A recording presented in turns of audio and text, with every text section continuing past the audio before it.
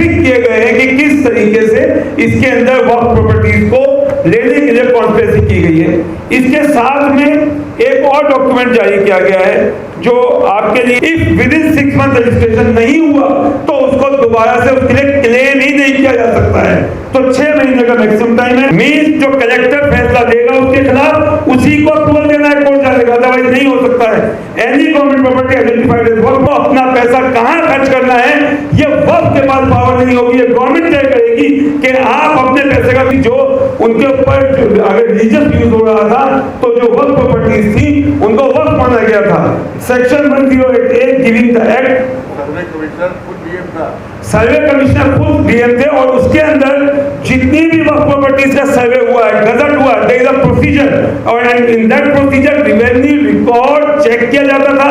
तहसीलदार पटवारी से लेकर पूरे गवर्नमेंट के इदारों की उस पर रिपोर्ट लगती थी। Provision of elective property remove, survey commissioner of वर्क remove, section 108A giving the act overriding effect over other laws के पास आ गई है। सारी पावर जो है सेंट्रल गवर्नमेंट के पास आ गई है। इसके तहत means total intent the conspiracy is clearly to allow the central government to take over all वक्फ properties, this can be seen. तो इसके अंदर पॉइंट्स स्पेसिफिक किए गए हैं कि किस तरीके से इसके अंदर वक्फ प्रॉपर्टीज को लेने के लिए कॉन्स्पिरेसी की गई है। इसके साथ में एक और डॉक्यूमेंट जारी किया गया है जो आपके लिए जिसके अंदर 23 points mainly some quick points for ready reference of the press and for the general public as well, जिसके अंदर बताया गया है पॉइंट नंबर 1 में कि इसके अंदर लिमिटेशन एक्ट खत्म कर दिया गया है। जो पहले वक्फ एक्ट में लिमिटेशन एक्ट नहीं था वो किया गया है। नंबर 2 वक्फ बाय यूजर इस एक्ट में खत्म किया गया है। नंबर 3 वक्फ अलग औलाद अगर उसकी औलाद नहीं रही है खत्म किया गया है। नंबर 4 वक्फ will not be registered if there is no वक्फ deed, so for registration of any वक्फ डीड इज रिक्वायर्ड और विद इन 6 मंथ ये रजिस्ट्रेशन होना है। उसके अलावा no entries will be made in the वक्फ register without public notice of 90 days, so it means 6 month में से 90 डेज का नोटिस टाइम हो गया। नो सूट अपील और other legal proceedings on behalf of any waqf will be heard after expiry of 6 month of the amendment if that waqf has not been deregistered as per this amendment act. Means if within 6 month registration नहीं हुआ तो उसको दोबारा से उसके लिए claim ही नहीं किया जा सकता है। तो 6 महीने का मैक्सिमम टाइम है। Additional time for objecting list of awqaf increase. Additional secretary, joint secretary to Government of India will be official member of Work Council. Provisions of removal of chairman of Work Board by vote of no confidence deleted means as of now अगर कोई वक्फ का chairman चोर है, बेईमान है, डकैत है, वक्फ लूट रहा है तो उसको हटाया जा सकता है by way of vote of no confidence. और सरकार कह रही है हम वक्फ को प्रोटेक्ट करना चाहते हैं, बचाना चाहते हैं, मगर यहाँ पर इस प्रोविजन से बेईमान चेयरमैन को हटाने की पावर छीन ली गई है। अब अगर कोई चेयरमैन बन गया तो 5 साल तक उसे हटाया नहीं जा सकता। इट मींस ये गवर्नमेंट चेयरमैन को फ्री हैंड दे रही है वक्त लूटने का, चोरी करने का, बर्बाद करने का, क्योंकि उसको डर ही नहीं होगा मैं हटाया जा सकता हूं। ये इसके अंदर किया गया है। उसका CEO for board does not have to be a Muslim, can be of any religion, opportunity of hearing under section 32 जो सेक्शन 32 में हियरिंग की प्रोविजन है उसको रिमूव किया गया है। वर्क by scheme of court not recognized. उसके बाद government property shall not be deemed to be वर्क प्रॉपर्टी, मींस जितनी भी वर्क प्रॉपर्टी पर गवर्नमेंट का कब्जा है उनको वर्क नहीं माना जाएगा। So all wrong mutation entries will be used to destroy वर्क। Government organizations are defined to include central and state government, municipalities, panchayats as well, or institutions owned by or controlled by state or central government। Means अगर कोई पंचायत ने भी किसी वक्त जायदाद पे कब्जा किया है तो उसको गवर्नमेंट लैंड डीम किया जाएगा और उसके ऊपर जो है कोई क्लेम नहीं हो सकता है।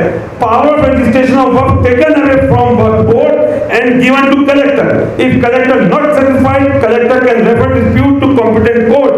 So court can hear dispute only if referred to by collector.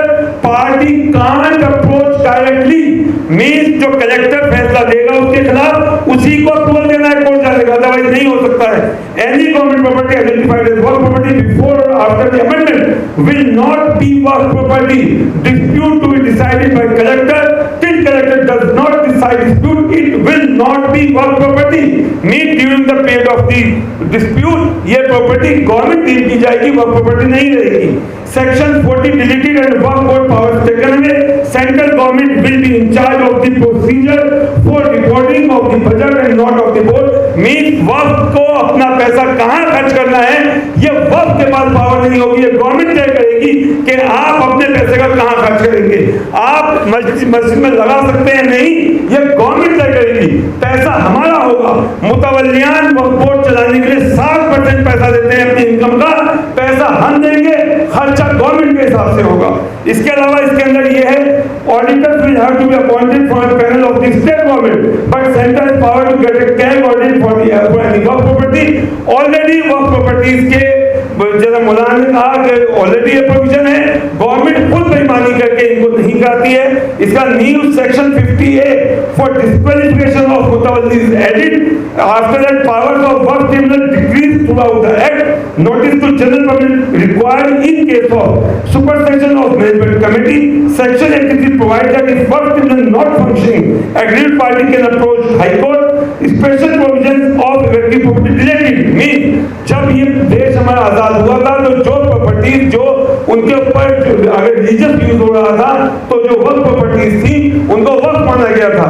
But चाहे उसका जो है जिसने वर्क किया था चाहे वो यहाँ चला गया था, अब उसमें क्या गया है कि उस स्पेशल प्रोविजन को खत्म कर दिया गया है. मीन्स आपकी वक्त जायदादों को जिनके एंसेस्टर्स कभी पाकिस्तान गए उनको इफेक्टिव ट्रीट किया जाएगा.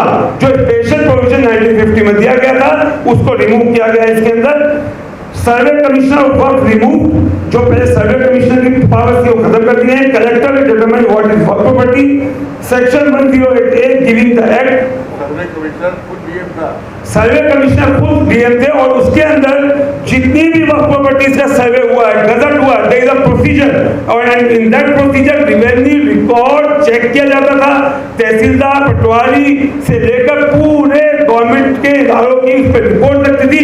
After satisfaction survey commissioner survey report में कहते थे yes this is a work property, तब गजट होता था. तो उस पूरे प्रोसीजर को खत्म करके वक्त ये यहाँ पर कलेक्टर को पावर दी गई है कि वो तय करेंगे. उसके बाद है सीईओ वर्क board does not have to be Muslim, can be of any religion. Opportunity of hearing under section 32 ये हो गया आपका. Sorry I am repeating. Yes, special provision of elective property removed.